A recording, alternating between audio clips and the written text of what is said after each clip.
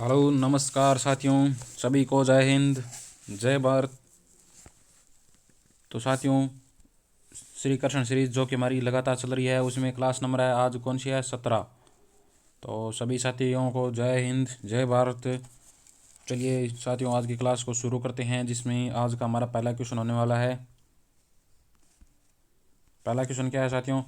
राजस्थान के एकीकरण के समय, राजस्थान का एकीकरण हुआ था उस समय, राजस्थान के एकीकरण के समय संयुक्त राजस्थान के प्रधानमंत्री कौन बने थे?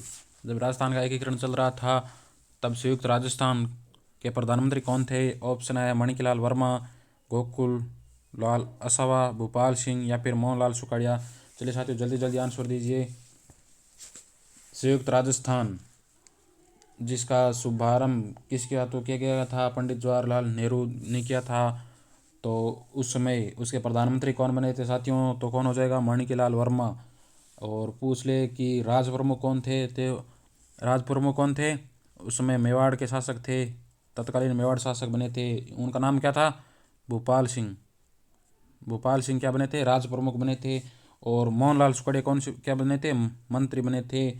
और उप प्रधानमंत्री कौन बने थे? उप प्रधान गोकुलाल असावा क्या थे? उप प्रधानमंत्री बने थे।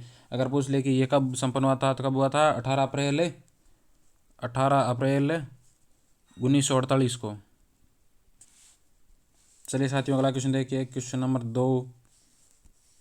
महारावल चंद्रवीर सिंह, महारावल कौन थे? चंद्रवीर सिंह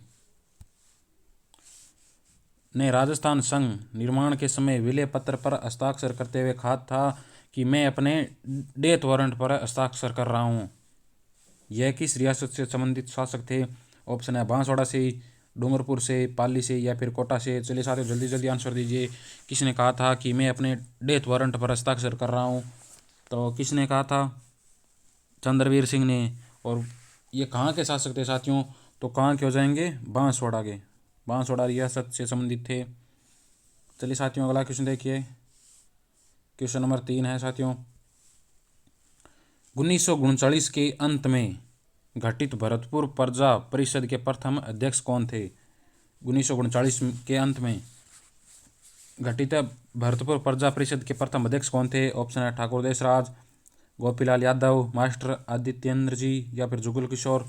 चलिए साथियों, जल्दी जल्दी आंसर दीजिए। तो कौन हो जाएंगे? भरतपुर प्रजा परिषद के प्रथम अध्यक्ष कौन थे? मास्टर आदित्येंद्र जी। चलिए साथियों, अगला क्वेश्चन देखिए, क्वेश्चन नंबर 4। दुधवा खारा आंदोलन किस रियासत से संबंधित है? दुधवा खारा आंदोलन किस रियासत में हुआ था साथियों? ऑप्शन है जयपुर में, कोटा में, बीकानेर में या फिर जोधपुर में। चलिए साथियों, जल्दी जल्दी आंसर दीजिए। दुधवा खारा आंदोलन किस रियासत से संबंधित है? ये क्वेश्चन आया हुआ है साथियों। तो किस रियासत से संबंधित है? बीकानेर से। Option number C right answer हो जाएगा। ये कब हुआ था? 1942, 1942 में साथियों यान हुआ था। और ये क्या था? एक स्वतंत्रता से संबंधित एक आंदोलन था दुधवा खारा, जिसकी अध्यक्षता किसने की थी? हनुमान सिंह के नेतृत्व में, हनुमान सिंह बुढ़ानिया और एक थे न्योलाराम जी, उन्होंने अध्यक्षता की थी दुधवा खारा आंदोलन की। चलिए साथियों, अगला क्वेश्चन देखिए, अजमेर में नसीराबाद छावनी कब स्थापित की गई? अजमेर में नसीराबाद छावनी की स्थापना कब की गई थी? नवंबर 1818, दिसंबर 1818, अगस्त 1799 या फिर जुलाई 1815 ईस्वी में। चलिए साथियों, जल्दी जल्दी आंसर दीजिए। अजमेर में नसीराबाद छावनी की स्थापना किस वर्ष हुई थी? तो किस वर्ष हुई थी? नवंबर 1818 ईस्वी में। चलिए साथियों, अगला क्वेश्चन देखिए, राजस्थान स्थापत्य कला का जनक किसे माना जाता है? राजस्थान में स्थापत्य कला का जनक किसे माना जाता है? ऑप्शन है मिर्जा राजा जय सिंह, महाराणा कुंभा, महाराणा सांगा या फिर मालदेव राठौड़। चलिए साथियों, जल्दी जल्दी आंसर दीजिए। राजस्थान स्थापत्य कला का जनक किसे माना जाता है साथियों? तो किसे माना जाता है? महाराणा कुंभा को।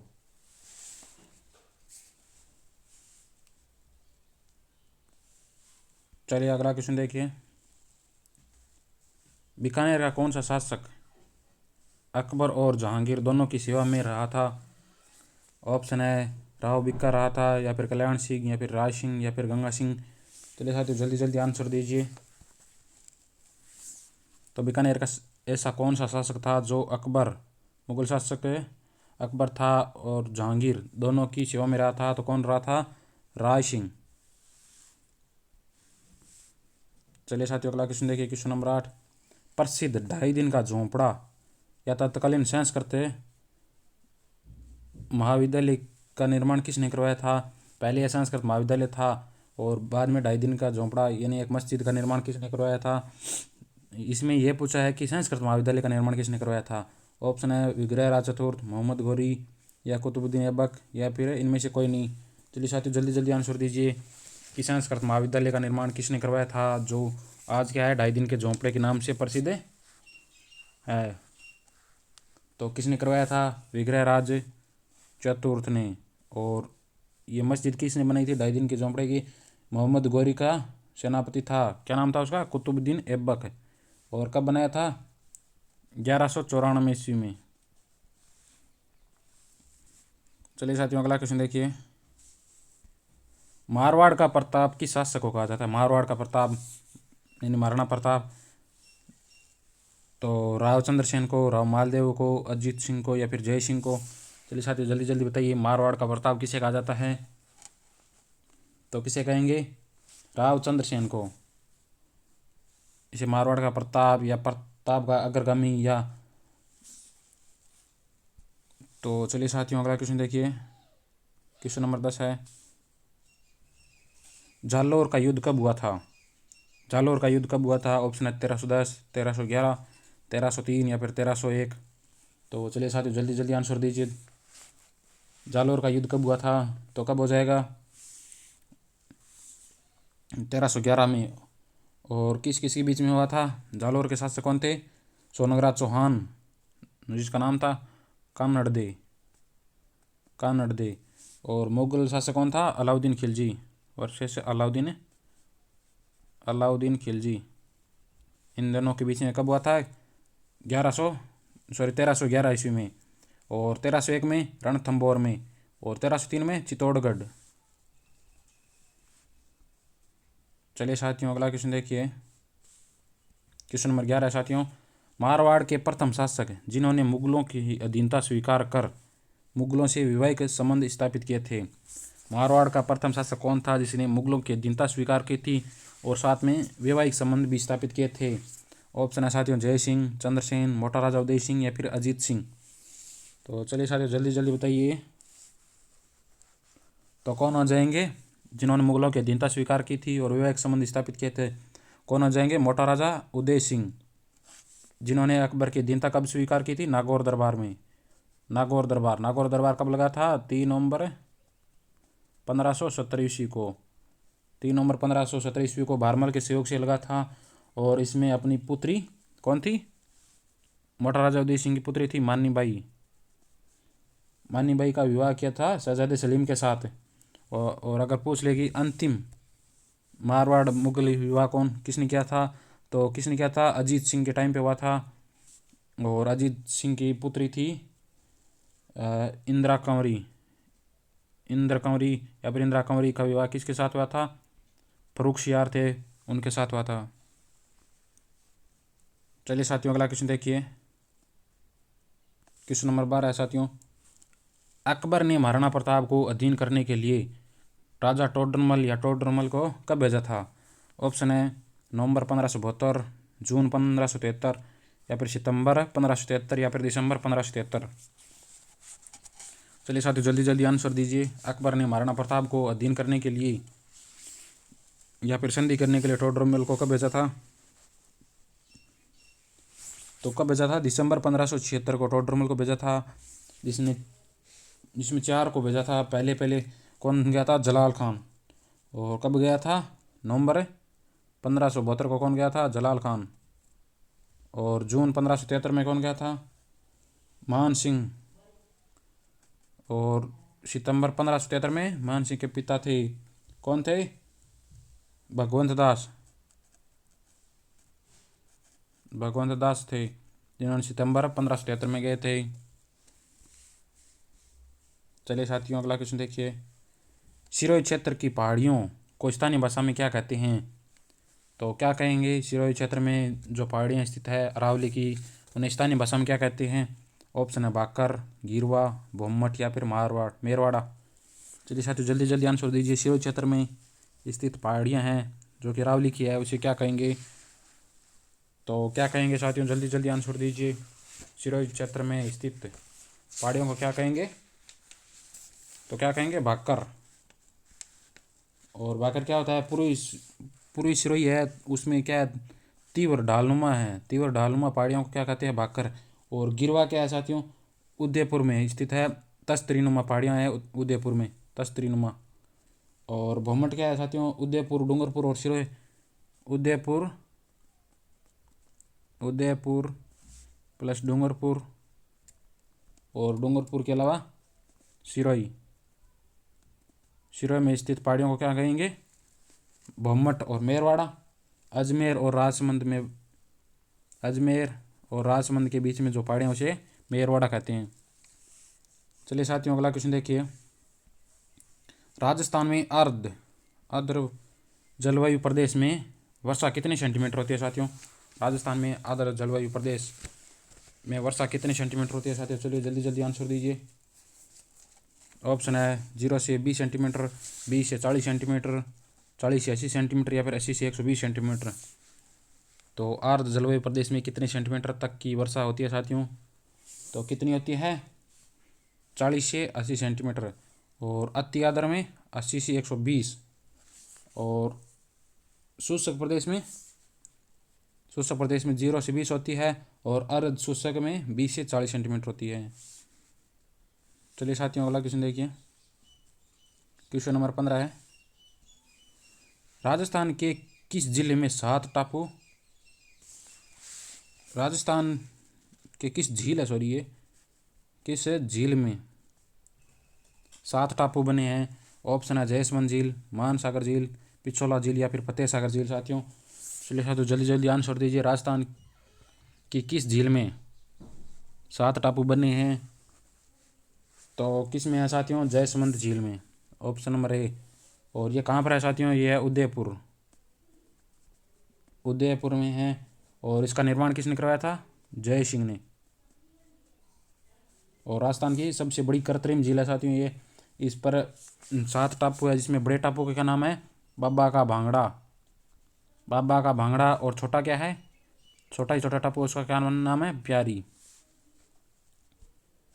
चलिए साथियों अगला क्वेश्चन देखिए, राजस्थान की एकमात्र नदी जिसे अंतर्राष्ट्रीय नदी भी कहते हैं, जो दूसरे देश में जाती है साथियों, ऑप्शन है माही नदी, बनास नदी, घग्गर नदी या फिर कांथली नदी।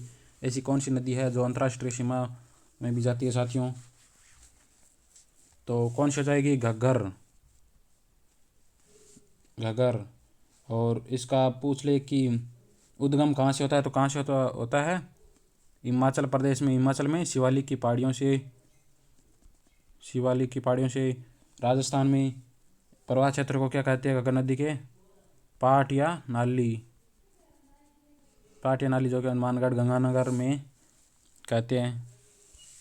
चलिए साथियों अगला क्वेश्चन है, क्वेश्चन नंबर 17, कड्डाणा बांध से कितने मेगावाट विद्युत का उत्पादन किया जाता है साथियों? ऑप्शन है 140 मेगावाट, 150, 155 मेगावाट या फिर 162 मेगावाट। तो कड्डाणा बांध कहाँ पर है ये भी बता दीजिए। तो कितने मेगावाट होती है? 140 मेगावाट। चलिए साथियों अगला क्वेश्चन देखिए, क्वेश्चन नंबर 18, राजस्थान में विदेशी ऊन के आयात निर्यात के केंद्र है।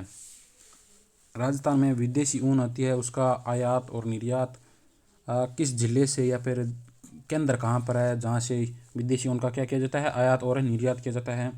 ऑप्शन है बीकानेर से, जयपुर से, कोटा से या फिर जोधपुर से। चलिए साथियों जल्दी जल्दी आंसर दीजिए, विदेशी ऊन का आयात निर्यात का केंद्र कौन सा है? तो कौन सा हो जाएगा साथियों? कौन सा है? कोटा, ऑप्शन नंबर सी।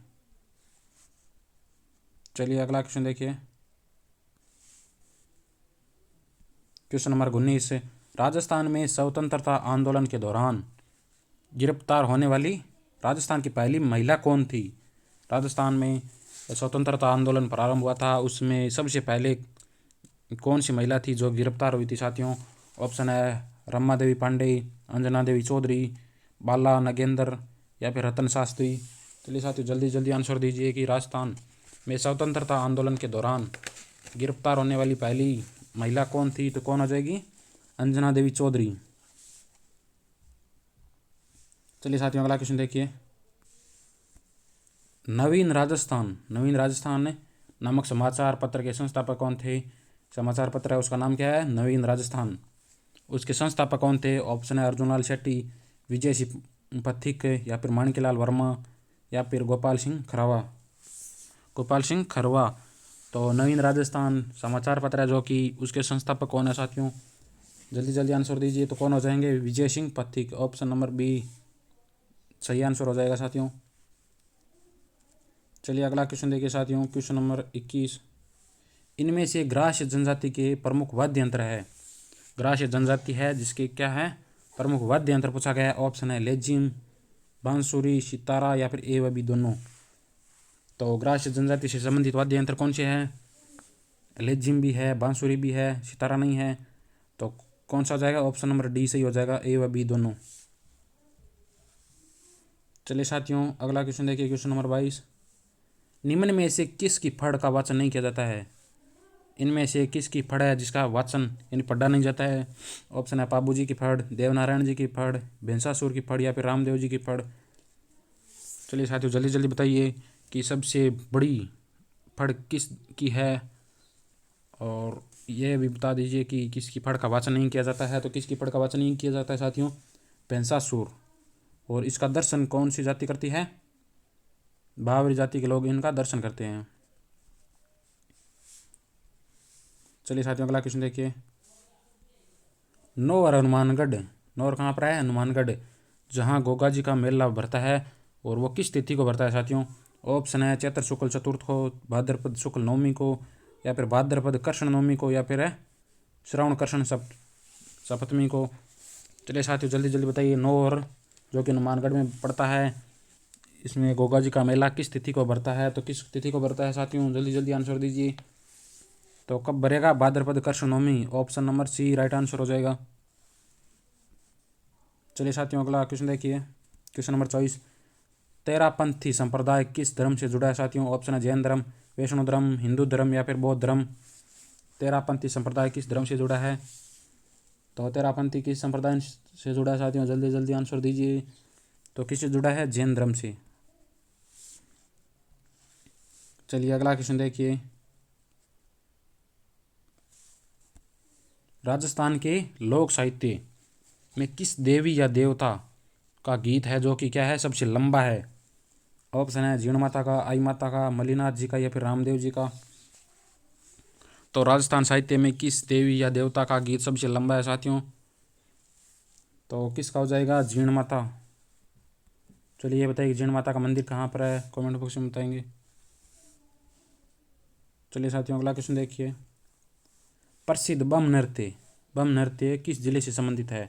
बम नृत्य किस जिले से संबंधित है साथियों? ऑप्शन है जैसलमेर, भरतपुर, जोधपुर या फिर अलवर। तो बम नृत्य कहाँ का प्रसिद्ध है साथियों? जल्दी जल्दी आंसर दीजिए। तो बम नृत्य कहाँ का है? भरतपुर का। Option number B right answer हो जाएगा। तो साथियों आज की क्लास में इतना ही था। यदि आपको क्लास पसंद आ रही है तो लाइक कर देना, और एक बार सभी को साथियों शेयर ज़रूर कर देना ताकि हम भी क्या मोटिवेट रहें, और आपके लिए ये कर्षण सीरीज आपको रोजाना मिलेगी साथियों। तो अगर इसकी पीडीएफ चाहिए तो आप RPRAC से जो कि टेलीग्राम चैनल है उसे आप ले सकते हैं, उसका लिंक डिस्क्रिप्शन में है साथियों। तो सभी को जय हिंद, जय भारत।